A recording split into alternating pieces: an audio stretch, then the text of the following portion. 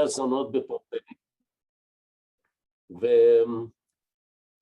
ובצד שמאל אנחנו רואים ציור שהוא פרשנות על אחד המיתוסים המרתקים והחשובים במיתולוגיה היוונית, דפניס וכלואה, אבל הפרשנות בציור כאן היא מתקופת הרנסנס, והציורים הרנסנסיים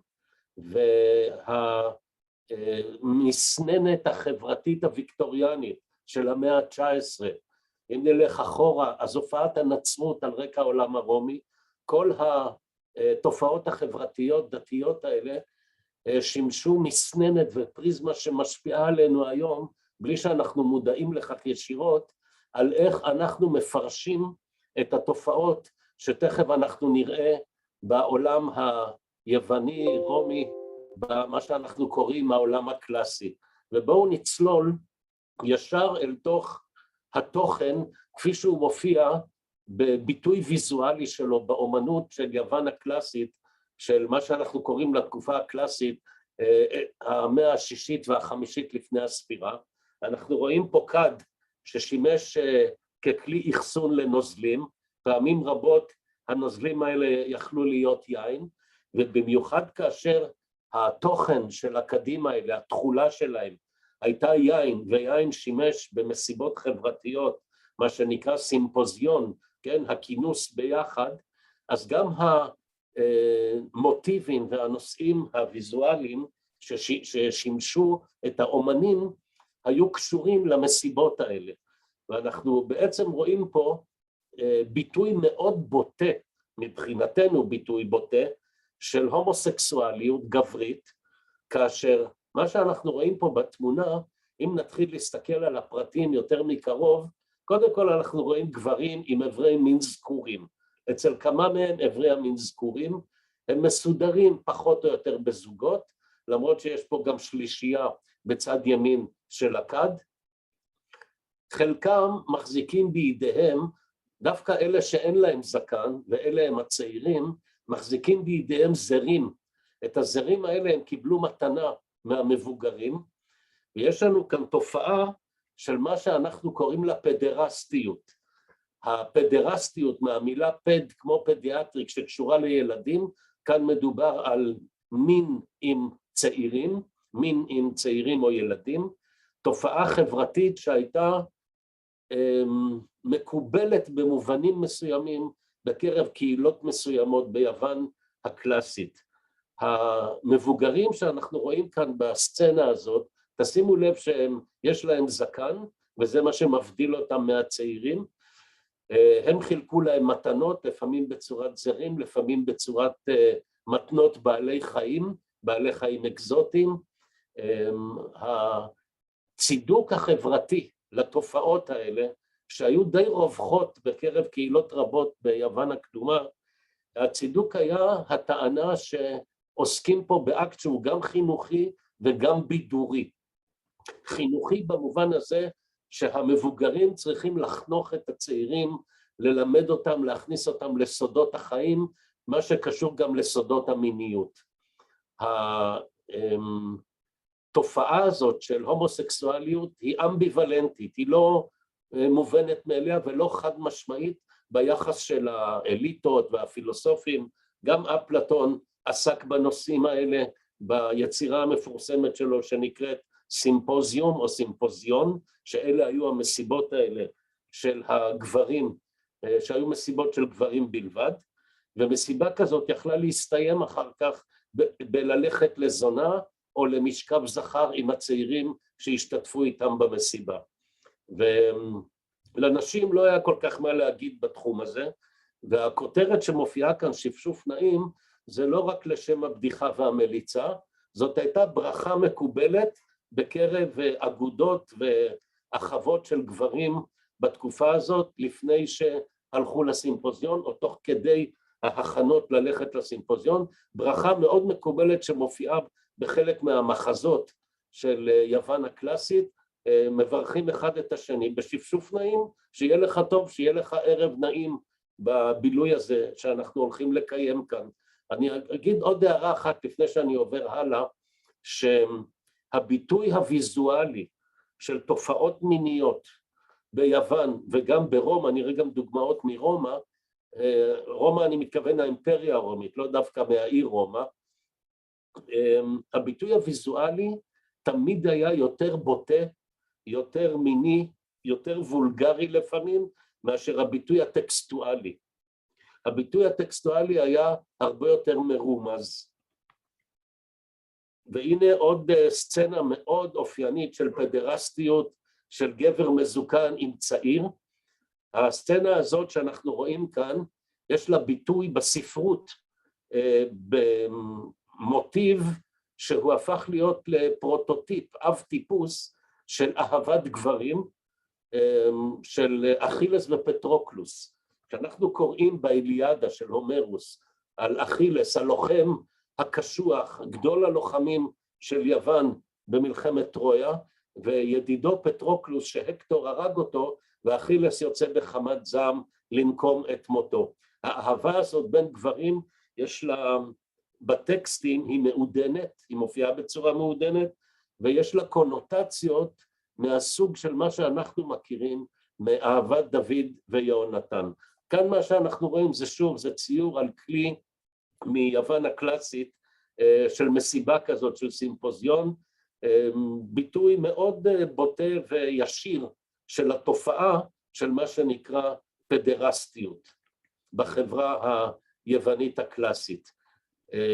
ביטוי לאנטיתזה של התופעה, והיו גם בקרב היוונים והרומאים אנשים שהתנגדו לתופעות האלה והביעו את דעתם, אבל אנחנו מכירים את ההתנגדות לכך בנצרות, במכתבים של פאולוס, באיגרות של פאולוס, ונעסוק בפאולוס כמה פעמים כאן כאנטיתזה לתופעה שאנחנו מדברים עליה, אירוטיקה ואהבה ביוון ורומא, אבל האנטיתזה מלמדת אותנו הרבה על התופעה עצמה, נגד מה יוצאים, על מה צריך כל כך לצאת בחמת זעם, שפאולוס אומר כאן, אני הולך ישר פה לפסוק 26, משום כך הסגירם אלוהים לתשוקות בזויות, עד כי אפילו נשיהם החליפו יחסים טבעיים בבלתי טבעיים. וכן גם הגברים נטשו את היחסים הטבעיים עם הנשים, ובערו בתאווה זה אל זה. גברים עשו תועבה בגברים, וקיבלו בגופם הם את הגמול הראוי לסטייה שלהם. כאילו שלא עבר זמן, אנחנו מכירים אמירות כאלה גם בימינו, בהתייחסות ליחסים הומואירוטיים או הומוסקסואליים, בעיקר במה שקשור לגברים, פחות התייחסות יש לתופעה הזאת אצל נשים, גם ביוון הקדומה וגם ברומא, ההתייחסות הטקסטואלית וגם ההתייחסות בברית החדשה, הייתה, לא כל כך התייחסו לנושא הנשי בתחום הזה, ותכף אני עוד אגיד על זה כמה מילים על העניין הזה של ההומוסקסואליות הנשית, במה שקשור בתופעות שאנחנו דנים בהם כאן. אחד הביטויים הבוטים ביותר של סימפוזיונים שיצאו מכלל שליטה והפכו למסיבות הוללות, כפי שאנחנו רואים פה בקד הזה, באומנות הזאת, תראו את ההשתוללות שמתרחשת כאן. תחשבו על מסיבת רווקים וולגרית, בוטה, מינית, שיצאה משליטה. זה סוג של מסיבת, זה לא מסיבת רווקים, כי רוב הגברים שהשתתפו בסימפוזיון היו גברים נשואים, וזה היה לגיטימי להשתתף בסימפוזיונים האלה. אנחנו קיבלנו ומכירים את אחת התוצאות הספרותיות של הסימפוזיונים האלה בתור מחזות ודו שיח, טקסטים מאוד חשובים של אפלטון, פילוסופים אחרים, טרגיקונים וכותבים וסופרים ביוון הקדומה, אבל הביטוי הוויזואלי האומנותי של זה, תראו פה בכלי הזה ששימש לערבוב וצינון יין, היוונים נהגו לצנן יין ולמהול אותו במים, זו הייתה הדרך התרבותית לשתות יין, מי ששתה יין לא מהול נחשב לברברי, הרומאים אימצו את המנהגים האלה, ואנחנו רואים פה מעין השתוללות של, תראו את הגבר במרכז, עבר המין הזכור שלו מחזיק את הכלי, הכלי ממש יושב על עבר המין שלו. בכלי דומה לכך במוזיאון הבריטי, בתקופה הוויקטוריאנית, במאה ה-19, הסצנה הזאת כל כך הפריעה לעוצרים של המוזיאון, שהם מחקו את עבר המין של הגבר, ואז נשארה אומנות של כלי שנשאר עם כלי תלוי באוויר, כמו הכלי הזה כאן שתלוי באוויר. אחר כך תיקנו את זה שוב, כשהחליטו שזה לא יפה להשחית אומנות, ובכלל כל הסצנות האלה, ומה שאנחנו עוד נראה בהרצאה הזאת, מביאים אותנו לדילמה לא פשוטה. איך אנחנו מתייחסים לדברים האלה? האם אנחנו מתייחסים לכך כאל משהו רחוק וזר שהתרחש פעם בעבר, לא נוגע לי ישירות, זה מותר לי להראות לכם כי זה אומנות, זה לא יפה להראות את זה כשאנחנו רואים באינטרנט פורנוגרפיה, אנחנו לא מודים בזה ולא עושים מזה פומבי כלפי הסובבים אותנו, למרות שהתופעה מוכרת וידועה. אז זאת אומנות, זה רחוק, זה ישן, זה לפני 2000 שנה, זה בסדר, זה לגיטימי, זה עושה אותי מאוד אינטלקטואלי כשאני מסתכל על פורנו מלפני 1000 או 2000 שנה ודן בכך בקור רוח, כן, כמו שכתוב פה בצד שמאל, שמור על קור רוח. הסימבוליקה, הסמליות של ההופעה של הגברים האלה, תשימו לב שהם מופיעים עם זנבות של סוסים. יש פה ביטוי חייתי מעין אזהרה, אנחנו מכירים את זה מהטקסטים, מטקסטים, גם טקסטים קומיים של אריסטופנס, גם בטרגדיות היווניות ובתיאור הסימפוזיונים, כשתיארו גברים עם אלמנטים ואטריביוטים, עם סמלים של בעלי חיים, זה היה לשם סוג של אזהרה, זה לא היה לפרסם פה משהו שהוא חייתי, אלא להזהיר אותנו שאם אתה מגזים, אתה הופך בעצמך להיות בעל חיים ולא בן אדם. אז זה סוג של אזהרה להציג ככה את הדברים עם זנב סוס שמחובר לבן אדם. באחת התקופות המכוננות והחשובות של מה שאנחנו מדברים כאן, זה התקופה ההלניסטית שמתחילה עם אלכסנדר מוקדון ב-335 לפני הספירה פחות או יותר, 333 או משהו כזה, והיורשים שלו, התקופה ההלניסטית שהפיצה את תרבות יוון בעולם. אלה שהפיצו את התרבות ההלניסטית לא היו יוונים, לא לטעות, הם היו מקדונים, אבל הם אכן הפיצו והמשיכו את המורשת של תרבות יוון, והרומאים מאמצים אותם מהם בחום רב, באהבה רבה. כאן יש לנו קישוט של שולחן סלון, אתם יכולים רק לדמיין איזה שיחה חברתית מתרחשת בסלון הזה אצל האנשים האלה, אם הם היו סוחרים או עשירים או דיפלומטים, פוליטיקאים בעלי מעמד. בכל זאת אלה תכשיטים וכלים יקרים שלבן אדם יהיה אותם ברשותו הפרטית. יש לנו פה דמות של הרמפרודיט, מעין מה שאנחנו קוראים אנדרוגינוס. הרמפרודיטוס היה גם אלוהות, הייתה גם אלוהות כזאת שהתפתחה מתוך יוון הקלאסית במהלך התקופה ההלניסטית. תראו, הוא מרים את הגלימה, מראה לנו עבר מין זכור, ואפשר רק לדמיין איך הדברים האלה, מה הם עשו לחברה הסובבת. תארו לכם היום שאתם תבואו לסלון של חבר שלכם וסצנות כאלה יהיו על השולחן.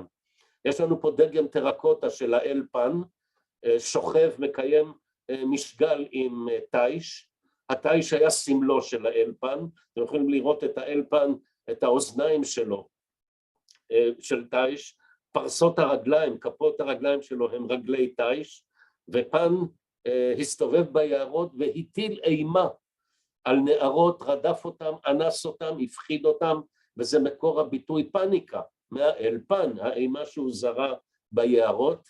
אנחנו מכירים את המקדש לאל פן בבניאס, השם בניאס הוא שיבוש של השם פנאס, שהיה מקום הפולחן והמרכז של האל פן, בנוף כמו שהיוונים אהבו. עבור היוונים הנוף החיצוני, הטבע, זה היה מקום משכנם של האלים, של המוזות, כל מה שאתה עושה בחוץ בטבע עם מים זורמים, והאזור של הבניאס הוא באמת מקום פולחן קלאסי בסגנון הזה של יוון הקדומה. הסצנה הזאת של האל פן, שוב מקיים משגל עם תיש שהוא הסמל שלו, הוא פסל מאוד ידוע, מאוד מפורסם מהמוזיאון הארכיאולוגי של נפולי, ונמצא בחדר הסודי, בקאמרה דיסקרטה, כדי שלא בטעות המטייל התמים שהולך לראות זכיות חמדה במוזיאון, יראה פתאום נגד עיניו סצנות בוטות כאלה. אז מזהירים אותך שיש חדר סודי, הוא לא נסתר, יש אליו גישה, הוא חלק מהגישה של המוזיאון, אבל תדע שאתה הולך להיכנס לעולם אחר, לספירה אחרת של מה שאנחנו קוראים פורנוגרפיה. המילה פורנוגרפיה מקורה ביוונית ופירושה רישום או כתיבה או תיאור של זנות. פורני ביוונית זה זונה, ביוון הקלאסית. פורנוגרפיה, רישום או תיאור של זנות. ואחת הסצנות המכוננות החשובות ביותר, שיש לה ביטוי ויזואלי בהמון יצירות אומנות, כאן אנחנו רואים אותה על מנורת שמן מהתקופה הרומית, זה התיאור של לדה והברבור. הסצנה של לדה והברבור, סצנה ממש חשובה ומכוננת במיתולוגיה היוונית. אני רוצה רק להדגיש ולהגיד לכם שאין בתיאורים היווניים, כולל במיתולוגיה, אין הרבה תיאורי זימה בוטים ווולגריים. גם כאשר הם מופיעים הם די מבודדים, וגם אין דון ז'ואן בתרבות היוונית, אין קזנובה ודון ז'ואן אחד כזה. יש דמות אלוהית אחת שמותר לה לעשות את הדברים האלה, זה זהוס, ואשתו הרה מתנקמת בנשים המסכנות שפעם אחת אכלו אותה כאשר זהוס התחפש ואנס אותן, ופעם השנייה כאשר הרה התנקמה בהם ומררה את חייהם. הדמות השנייה זה דמות היסטורית מאתונה, אלקיביאדס התרברב, ובכמה מהמחזות שנכתבו על המאה החמישית של יוון האימפריאלית מתארים את אלקיביאדס כמעין דון ז'ואן כזה, שאפילו מתרברב בהישגים המיניים שלו. אבל אלה היוצאים מן הכלל, זה לא הייתה תופעה רווחת. הסיפור של לדה והברבור הוא סיפור של זהוס מתחפש לברבור.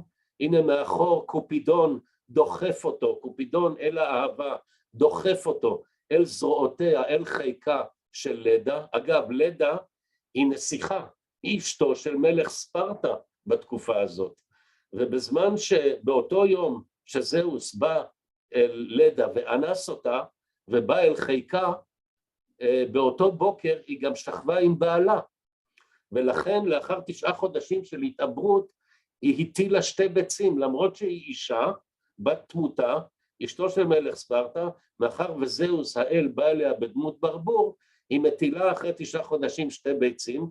תזכרו שאנחנו מדברים על מיתוס כמובן, ומשתי הביצים האלה יצאו 2 זוגות תאומים, יצאו קסטור וקליטמנסטרה ופולוקס והלנה, ושתי הנשים שנזכרות כאן היו נשים מאוד נחשבות, בעלות מעמד, ונשים שהגורל ייעד להם אירועים טרגיים חשובים בהמשך ההיסטוריה של יוון. הלנה הייתה העילה למלחמת טרויה, למרות שהסיבה האמיתית למלחמת טרויה, וזה הומרוס כותב לנו באיליאדה, הייתה שהאלים וזהוס בראשם רצו לדלל את המין האנושי. תחשבו על מה אנחנו עוברים היום עם משבר האקלים, אולי האלים גם כן היום רוצים לדלל את המין האנושי כדי להציל את כדור הארץ. ושני זוגות התאומים האלה שנולדו, נועדו להם עוד עלילות חשובות במיתוסים ובטרגדיות של יוון הקדומה. הז'אנר שאליו שייכת הסצנה הזאת, שייכת למה שנקרא חייתיות אלוהית מבחינת המיניות שלה, ויש לה עוצמה אדירה בקרב תושבי יוון הקדומה. ואם אנחנו רוצים להבין את המושגים האלה של אהבה ביוון הקדומה, חשוב לציין שתראו, לא היה מושג של סקס וסקסואליות כמו שאנחנו מכירים אותו כיום וכמו שאנחנו מתייחסים אליו היום, עם כל העיבוד והמחקר והפרשנות שהמושג הזה עובר. צריך לזכור שיש פה נושאים שקשורים במין ובמגדר ובפוליטיקה ובמעמד חברתי, והמעמד החברתי של גבר או אישה קבע מאוד את הגורל שלהם, גם בהקשר לעניינים של מיניות, אירוטיקה וכל מה שקשור בכך. מאחר ואמרתי שלא הייתה מילה לסקסואליות, הביטוי הקרוב ביותר לסקסואליות ביוון הקדומה היה הביטוי תא אפרודיטה. תא אפרודיטה פירושו מילולית העניינים של אפרודיטה. כלומר כל מה שקשור למיניות, למשגל, לקיים יחסי מין, בין אם נורמליים ובין אם הומוסקסואליים, זה היה קשור אלה היו עניינים של אפרודיטה, ככה הם קראו לזה. היה ביטוי נוסף למיניות, זה הארוס. הארוס זה מה שאנחנו קוראים התשוקה המינית, אבל הנה יש לנו פה תיאור בצד שמאל למעלה, לקוח מתוך האיליאדה של הומרוס, שמתאר כאשר למשקה ולמזון את החשק השביעו, הוא מדבר פה על ארוס. ביוונית הביטוי חשק למשקה ולמזון הוא גם כן ארוס, כלומר אנחנו מדברים פה על איזושהי תשוקה גשמית בביטוי ארוס, זה יכול להיות למזון וזה יכול להיות גם לעניינים של מיניות. מילאו הנערים קערות במשקה עד שפתיים, חילקו ותחילה טפטפו לכל איש לגביע.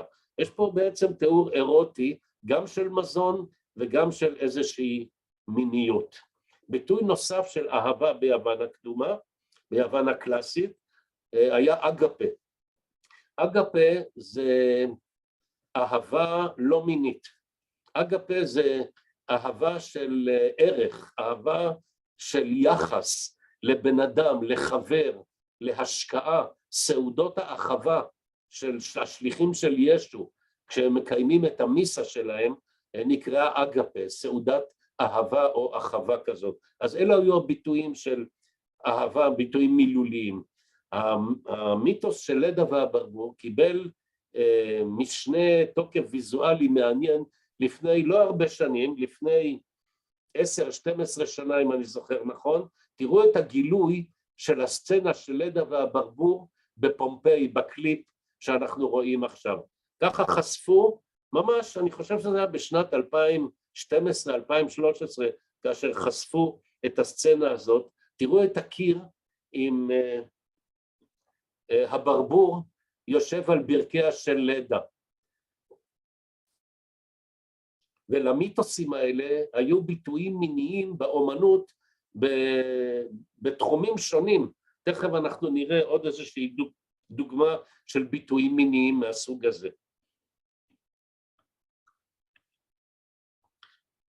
אחד הביטויים הבוטים ברומא למשכב זכר, זה מאוד יוצא דופן לראות משכב זכר כל כך גלוי וברור על כלים כאלה. הכלי הזה ספק מזויף, ספק אותנטי, נקרא וורן קאפ, על שם האציל הבריטי שרכש אותו במאה ה-18, ווורן בעצמו היה ידוע בתשוקות ההומוסקסואליות שלו, מאוד נודע בחברה הבריטית בנטייה הזאת שלו, וזה איתר את הסלון שלו, הכלי הזה.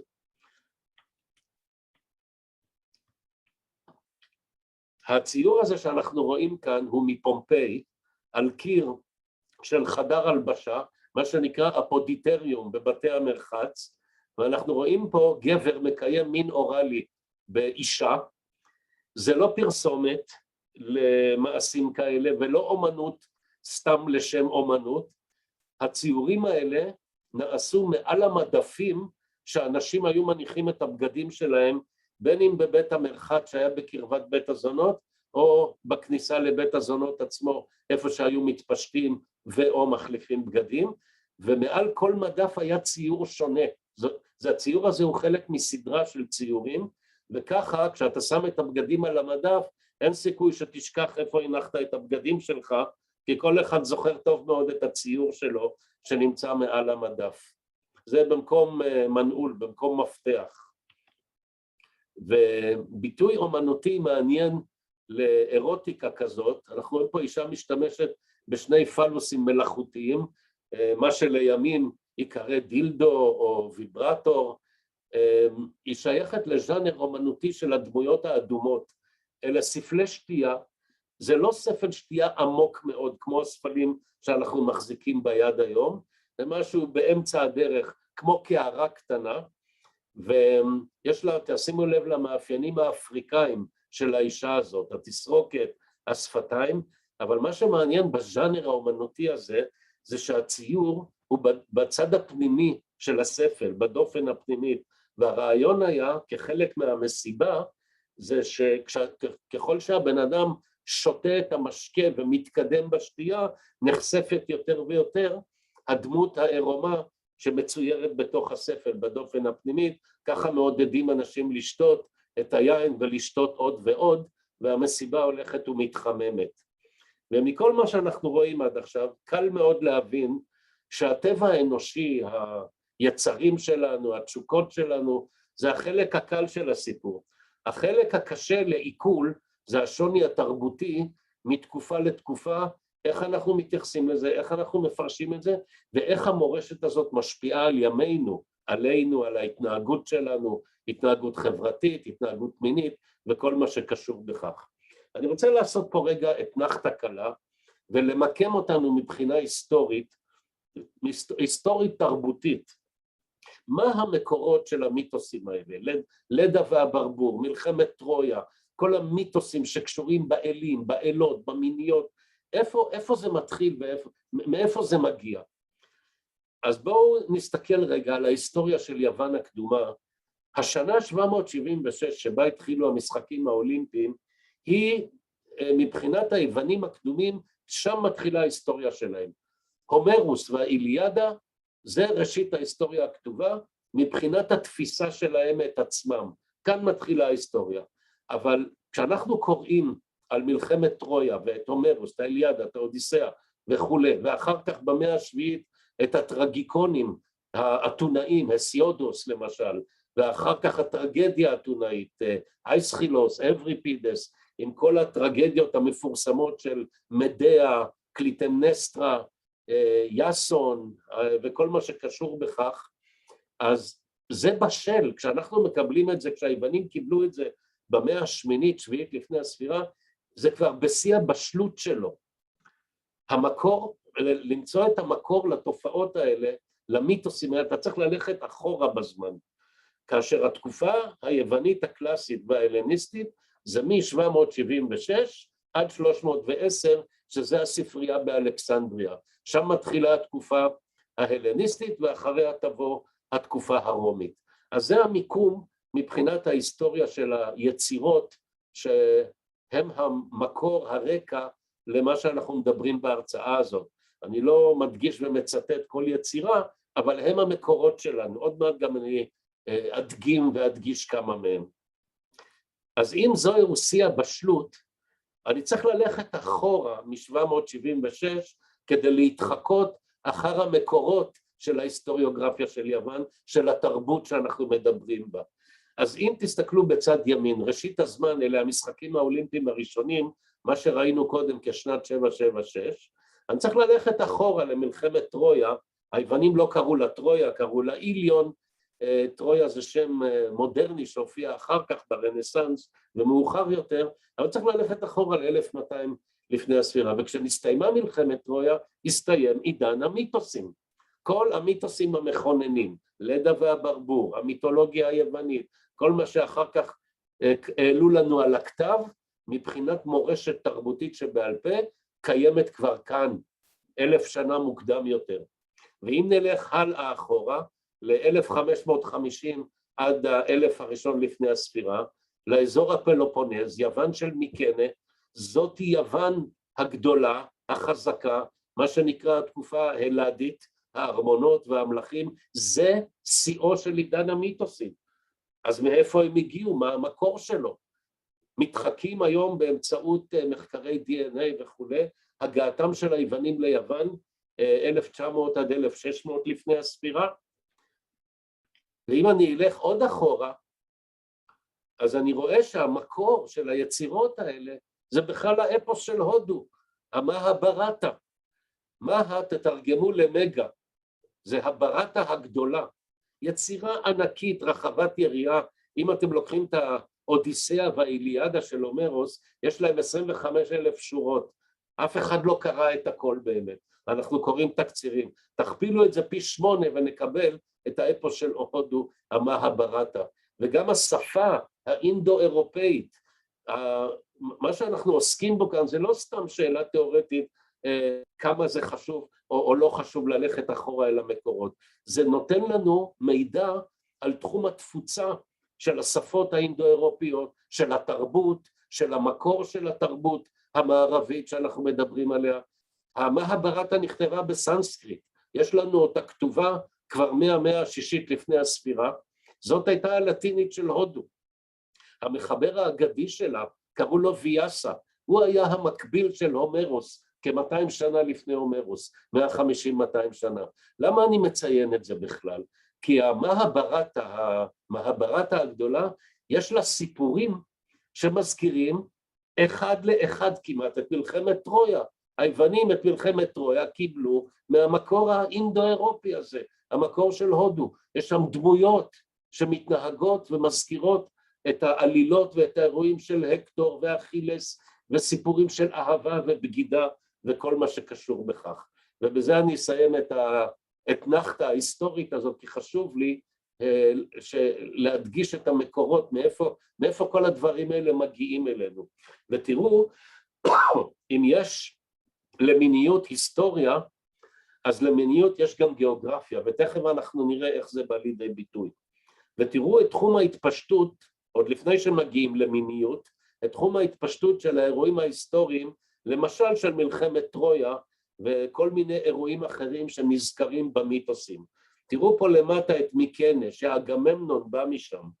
זה קדום, זה לא מתקופת הכתיבה מהשמינית-שביעית לפני הספירה, זה מהמסגרות הזמן שקודם הראיתי לכם. יש לנו פה את ספרטה, הלנה ומנלאוס באים מספרטה. יש לנו עוד שמות של מקומות. אני מראה את זה פה, לא חשוב עכשיו כל כך לזכור את הפרטים, אבל חשוב לי להראות את רוחב היריעה, הרוחב המרחבי גיאוגרפי שהתרבות הזאת מתפשטת אליו. ואחד הביטויים המיתולוגיים, המעניינים מבחינה מינית, וההתייחסות לתופעות האלה, יש לנו מיוון הקלאסית, מהמאה החמישית לפני הספירה, מאולימפיה, מהמקדש של זהוס באולימפיה, בגמלון המערבי שלו, הקרב בין הלפיטים לקנטאורים. הקנטאורים הם חצי בעלי חיים וחצי אדם, והם אונסים את הנשים של הקהילה הלפיטית שנמצאת בפלופונז. אפולו נמצא כאן במרכז הגמלון, ותראו, זו סצנה דתית פולחנית. תראו משני צידיו של אפולו, אנחנו רואים פה את הקנטאור אוריטיון אונס את דיידמיה. דיידמיה הייתה נסיכה בפלופונז, הוא תוקף אותה, בועט בה, אונס אותה. אלה הסצנות מתוך הגמלון כפי שהן נראות במוזיאון באולימפיה בפלופונז. זה ממקדש זהוס, הקרב בין הלפיטים לקנטאורים, אוקיי? תראו פה את אפולו במרכז, תראו את הקנטאורים משני צידי אפולו, איך הם מתנפלים על אנשים, ותראו פה את הסצנה הזאת של קנטאור ממש חודר לתוך הגוף שלה באלימות רבה. והנה שחזור של הסצנה הזאת, תראו איך היא מנסה להדוף אותו, להרחיק אותו ממנה.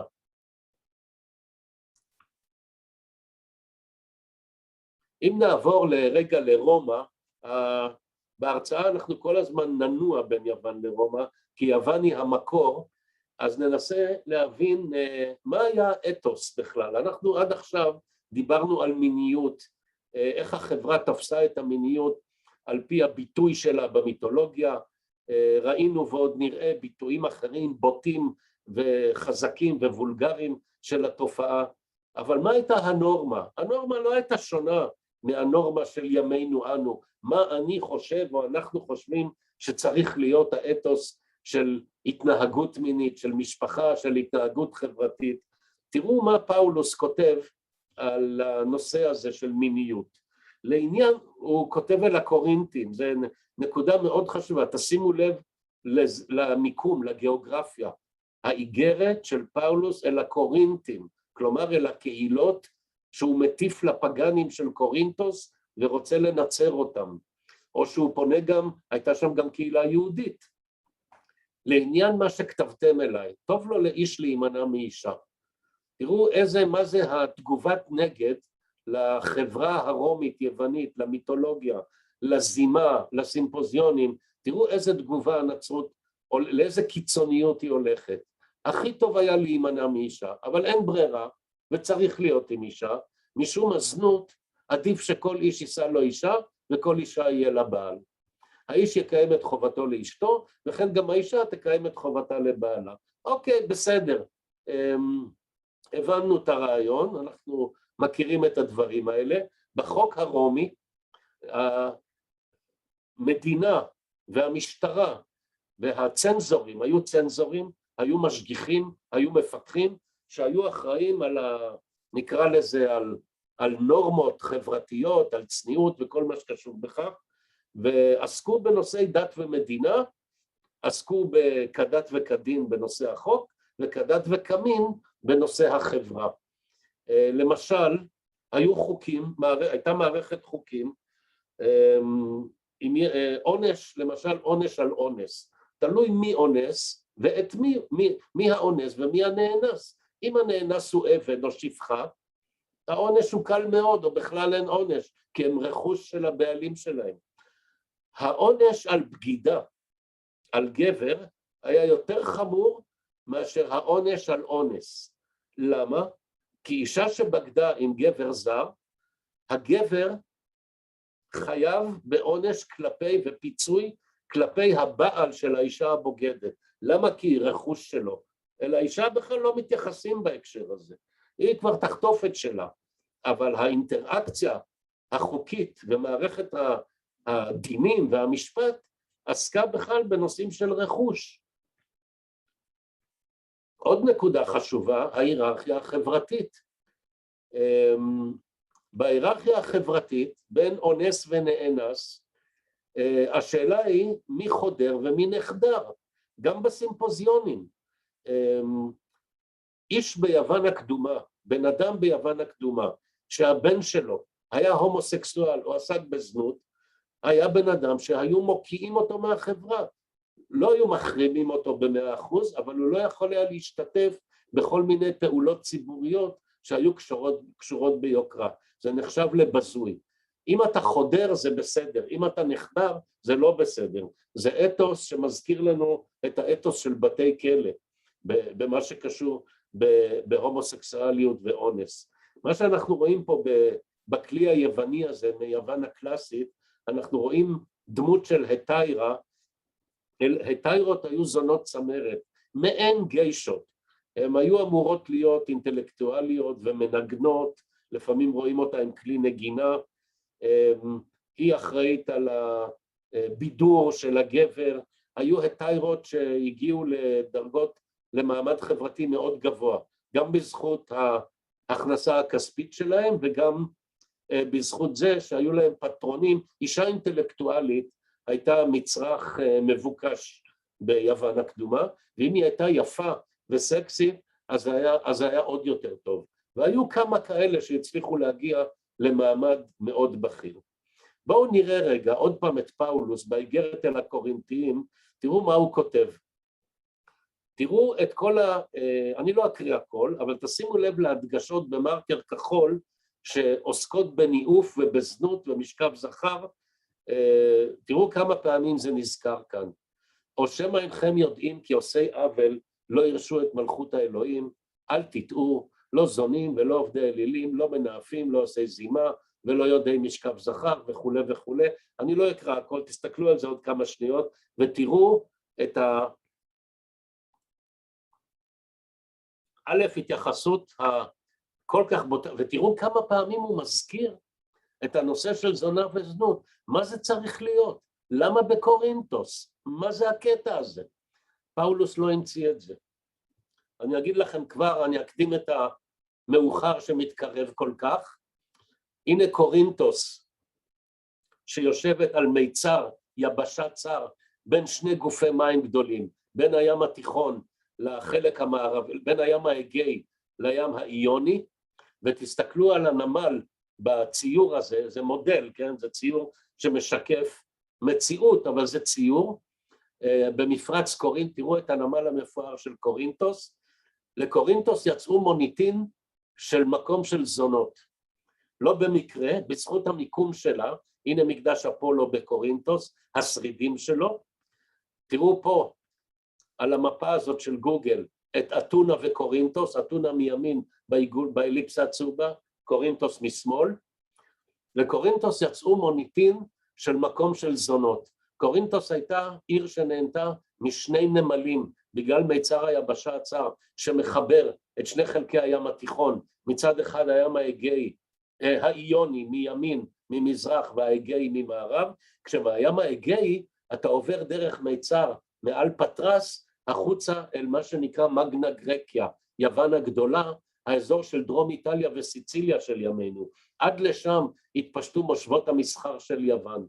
ואם מערכת מסחרית כל כך ענפה, כל כך מפוארת, גם בינלאומית, בין שני חלקי הים התיכון, גם מקומית, הקשר בין הפלופונז, זאת היבשת הגדולה כאן משמאל לקורינטוס, בצד ימין אתונה, הקשר הפנימי הזה, הצומת, דרכים הזה, גם מזרח מערב, גם צפון דרום, גם מקומי, גם בינלאומי, לא פלא שזאת הייתה עיר מסחר שוקקת חיים, שהייתה בה פעילות ענפה מאוד של זונות, אבל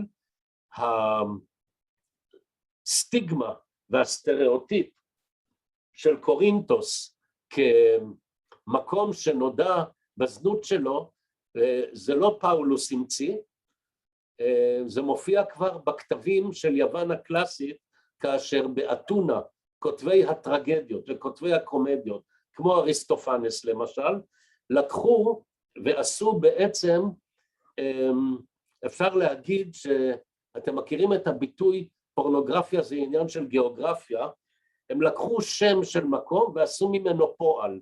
אני אתן דוגמה מהארץ בלי שום כוונה להעליב מישהו או משהו, אני מנסה לחשוב על דוגמה, בואו נניח שנתניה ידועה בספורטאים שלה, ואז אני אקרא לנתניה, נתניה אתלטיקה, ואני אהפוך את זה לפועל. אני לא מצליח, אני יכול לחשוב על דוגמה מהארץ, אבל אני לא רוצה להעליב אף אחד. מה שהאתונאים עשו, הם לקחו את השם של קורינטוס, ועשו אותו פועל.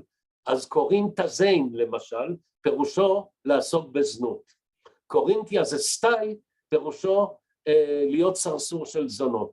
וזה היה חלק מהמאבק הפוליטי בין ערי יוון, שהיו מחולקות פוליטית ביניהם, מפולגות, ונאבקו על בכורה, על יוקרה, על כוח צבאי. השיא החיכוך הזה היה בין אתונה לספרטה, שבמאה הרביעית עשרות שנים שמלחמה ביניהם דיללה ובעצם מוטטו את האימפריה הימית האתונאית. והאתונאים קראו לספרטה בסטיגמה של, עשו ממנה פועל לקוניזיין.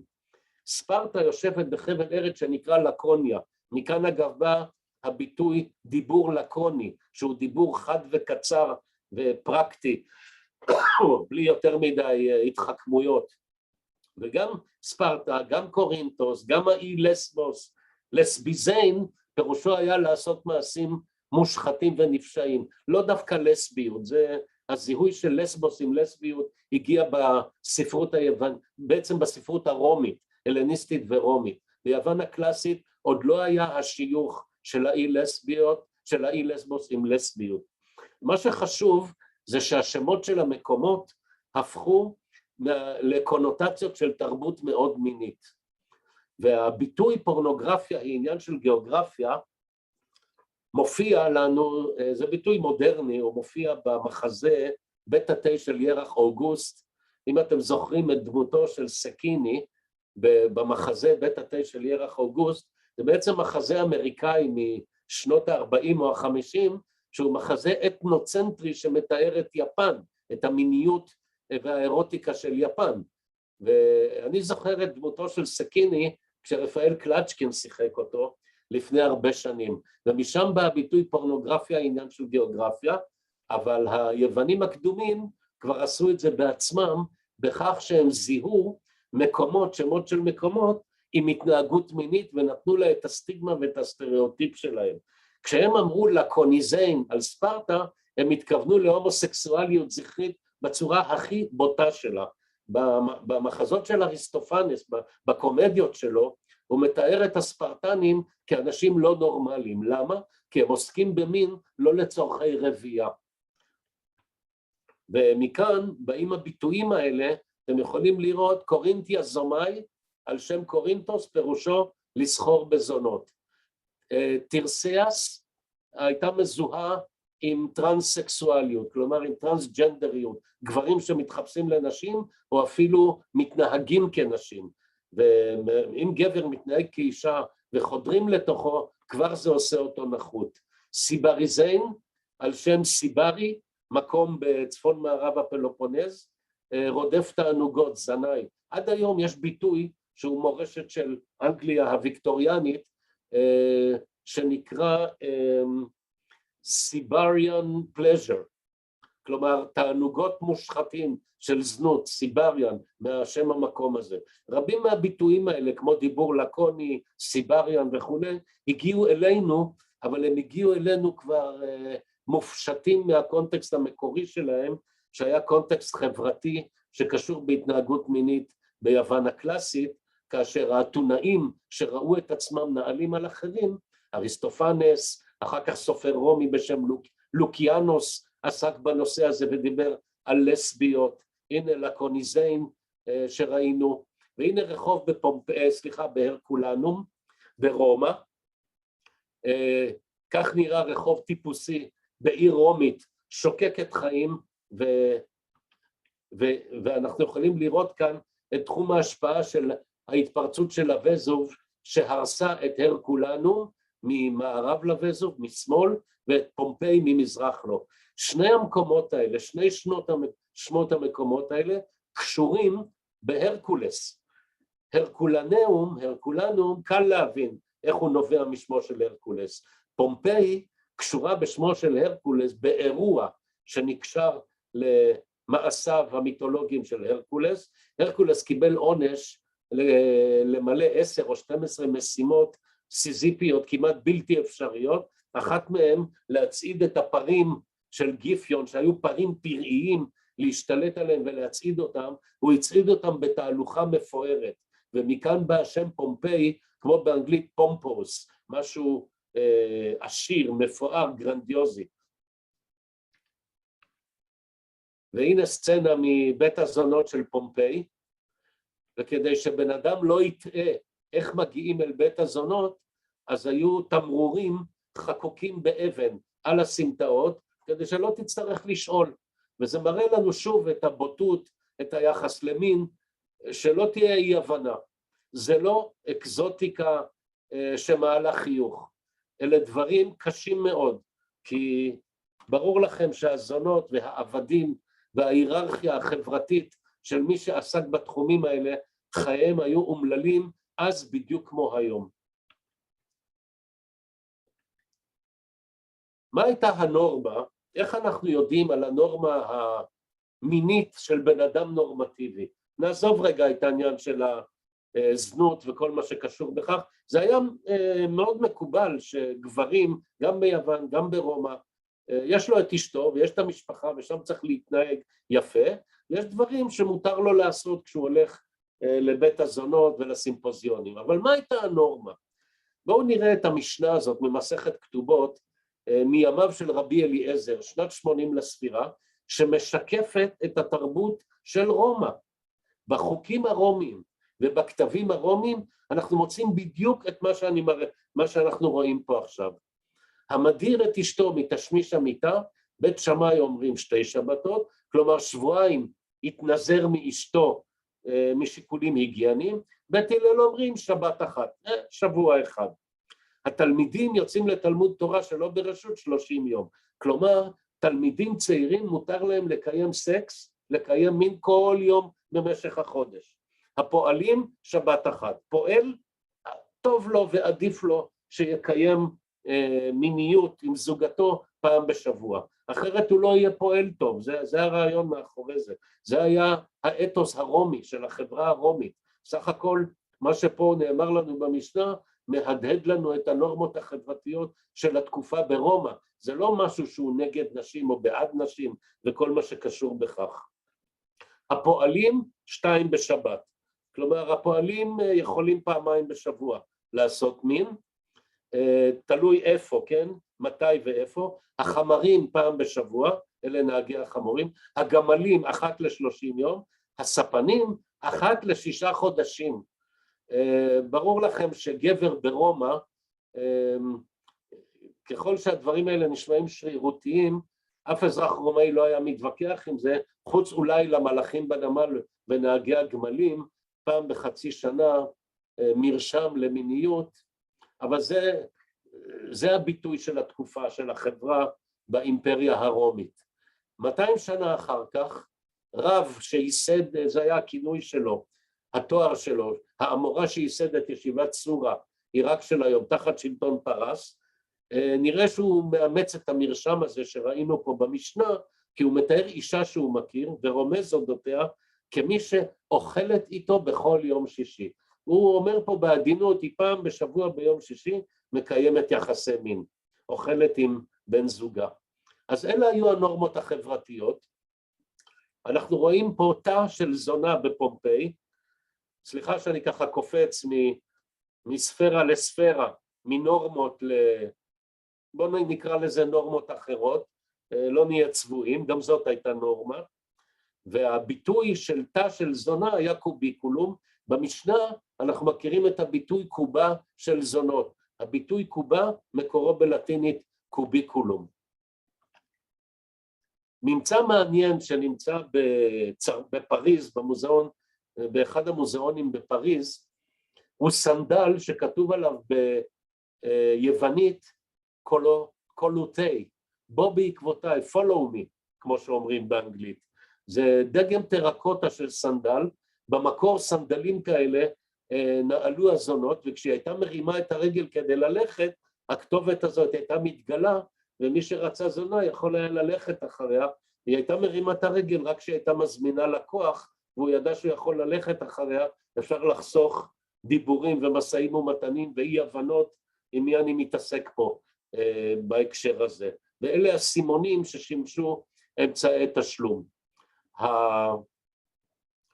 התקופה הקלאסית ביוון, 150 לפני הספירה, אתונה גדלה להיות אימפריה אדירה, ואז היא מתנשאת על הסביבה שלה, והביטוי לסביזיין, להתנהג כלסבי, פירושו לעשות מעשים מבישים ביוון הקלאסית, וזה עוד הרבה זמן לפני, מאות שנים לפני שהרומאים נתנו את הסטיגמה ליוונים כמושחתים ובני זימה.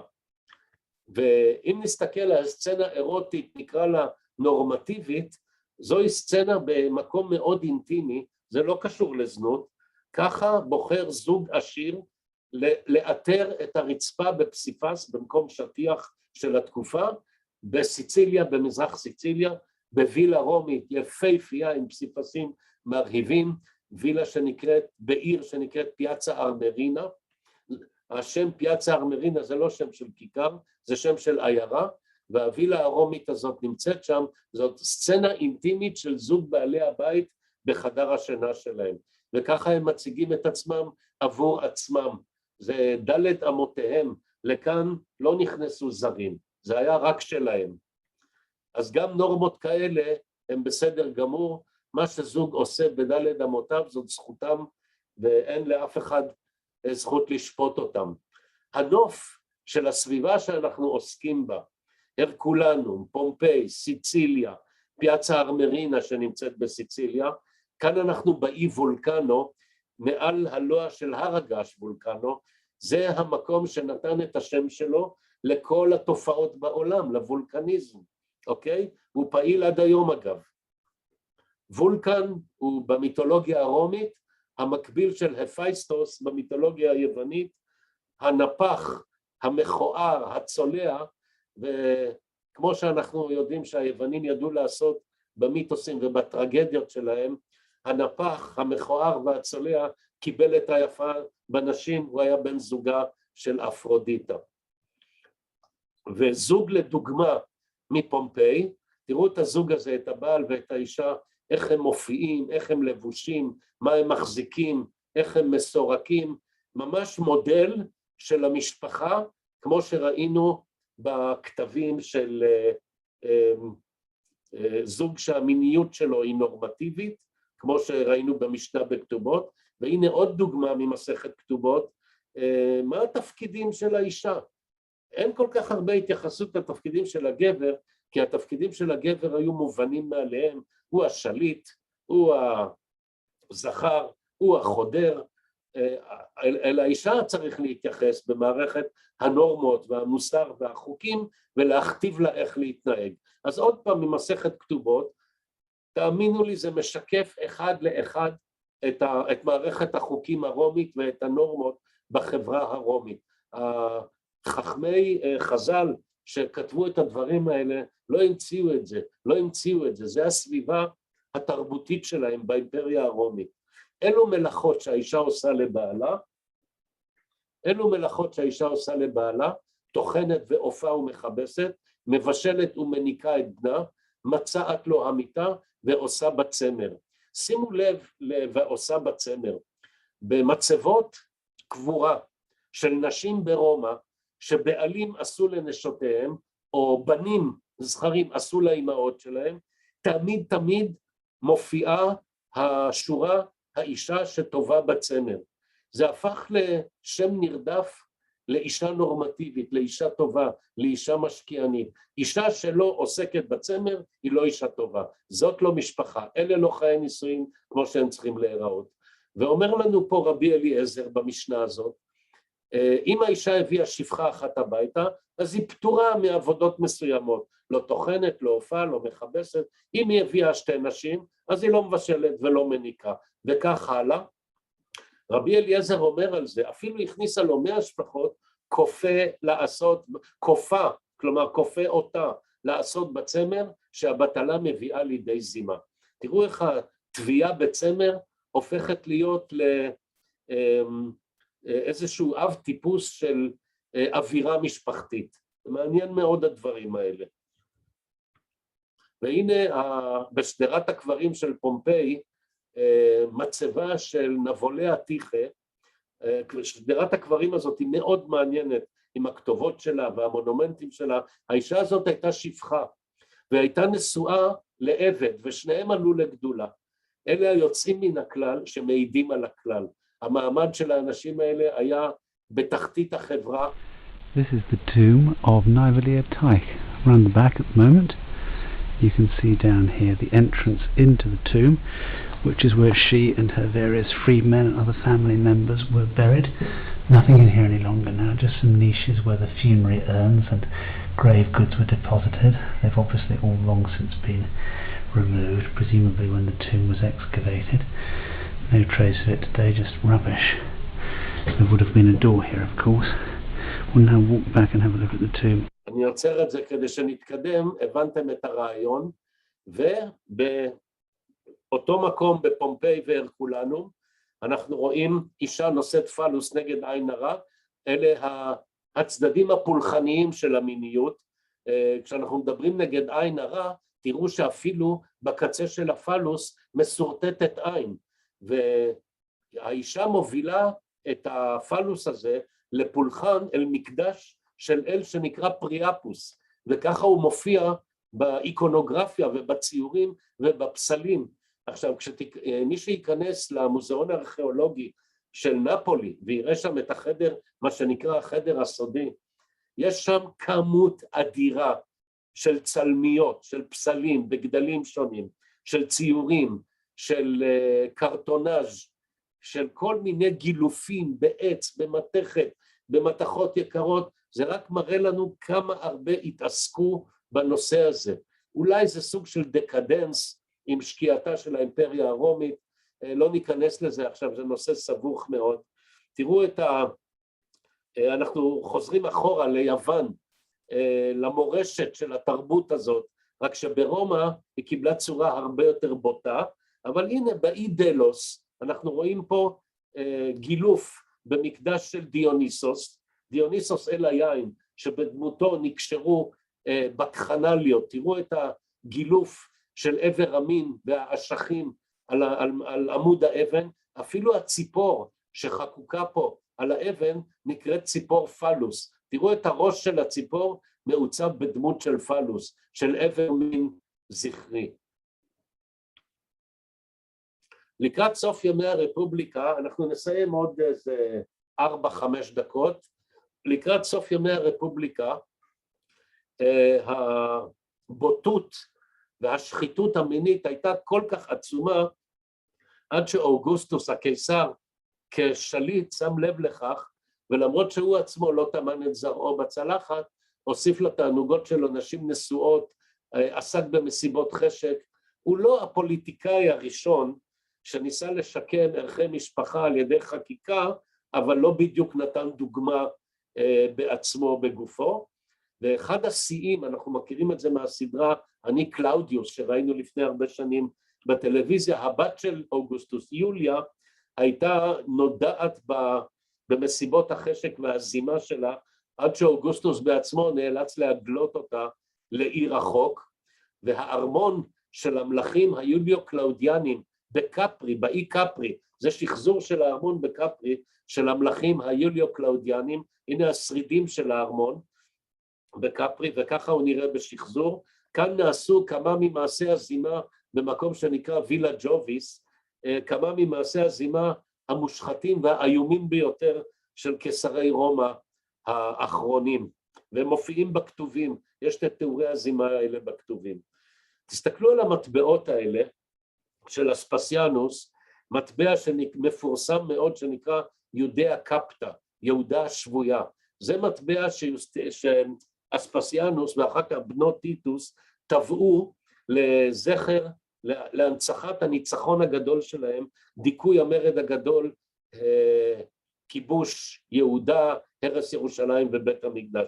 אבל תראו איך מציגים בצד ימין, בצד האחורי של המטבע, את יהודה השבויה, בדמות אישה יושבת וכנועה, וגבר עומד מעליה עם גלימה שמכסה טפח ומגלה טפחיים.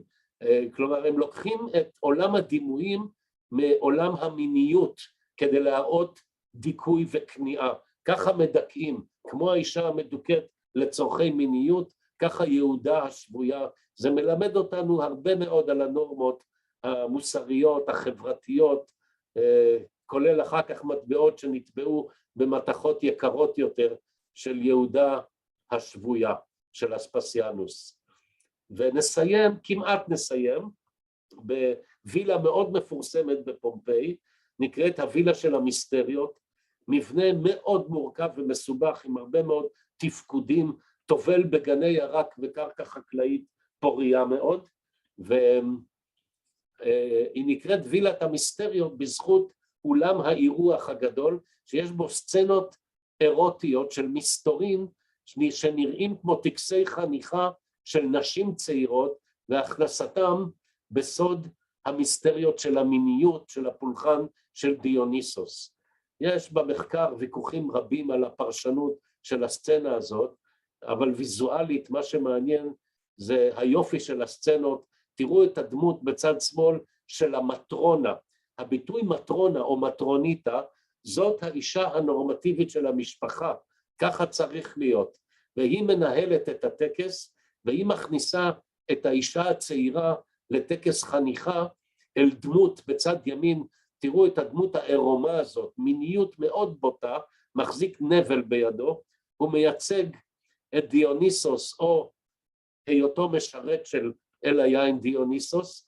תראו איך המטרונה בצד שמאל, הצעירה שמפשיטים אותה מגלימותיה, מתרפקת עליה והיא מנחמת אותה ומרגיעה אותה לקראת הכנסתה אל הטקס.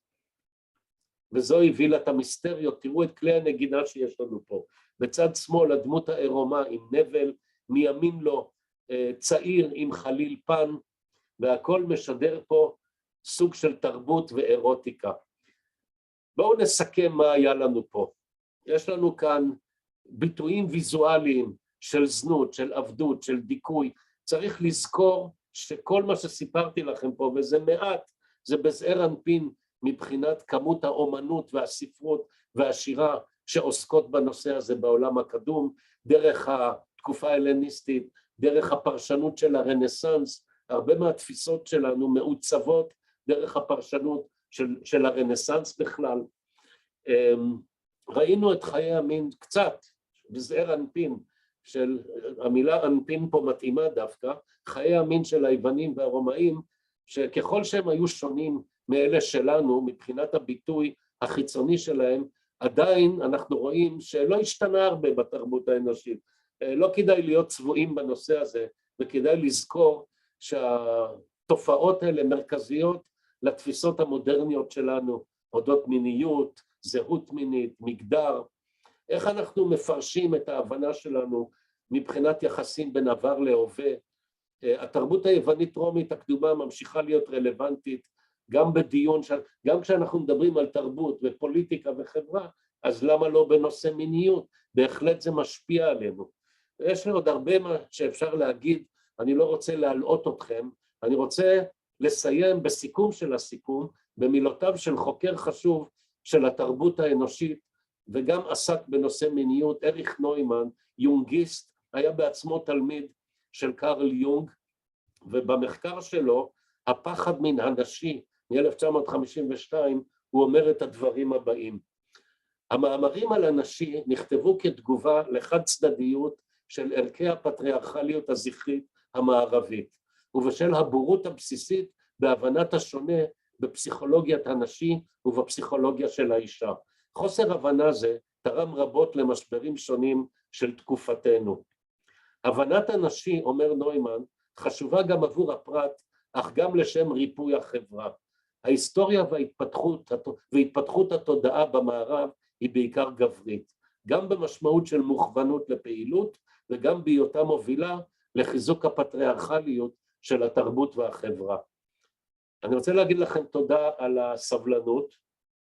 ניסיתי להביא אספקטים של המיניות בעולם הקלאסי, יוון ורומא, קצת פחות אולי מוכרים דרך האומנות והספרות והשירה, והתרבות וההיסטוריה, אז באמת הרבה תודה לכם, ואם יובל יקריא לי שאלות אם יש,